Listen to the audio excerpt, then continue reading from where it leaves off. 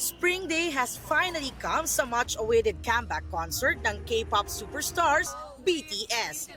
Kaya ang ARMY from all around the globe, full support sa OT7.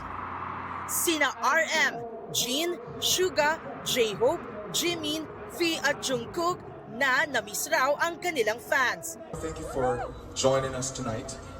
It's been a long journey, but now we're finally here! Mula sa loob hanggang sa labas ng concert venue, BTS made the whole city jump. Sa first ever performance nila ng kanilang bagong kanta mula sa kanilang comeback album na Arirang, tulad ng Body to Body. Everything was lit nang kantahin nila ang Faya, ang kanilang title track na Swim, pati ang kanilang iconic songs gaya ng Dynamite at Butter. Hindi syempre nawala ang love letter ng BTS sa ARMY. Well represented rin sa South Korea ang Pinoy ARMY. Sobrang saya ko. Sobrang saya kasi. Di pa yun na ba? Ang daming Pilipino rito. Sobrang saya na naging part ako ng historic event na to. It was very heartwarming. It's the comeback that we really want.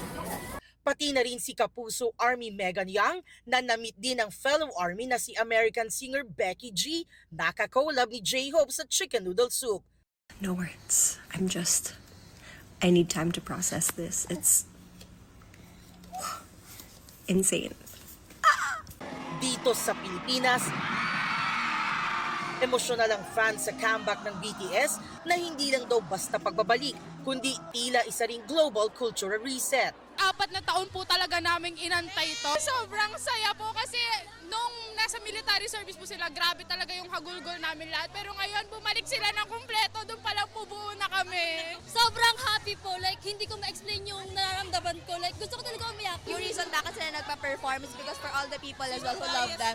Para sa marami, higit pa sa musika ang hatid ng BTS. Ito ay inspirasyon, comfort at connection. Sila yan, no? Isa sa nagkano sa akin para sa depression ko. Isa sila sa parang comfort ko. Noong time may depression ako. Grabe po yung iyak ko. Grabe. Makita ko lang po sila. Grabe, para po nabuhay po ulit talaga ako. Ibang-iba.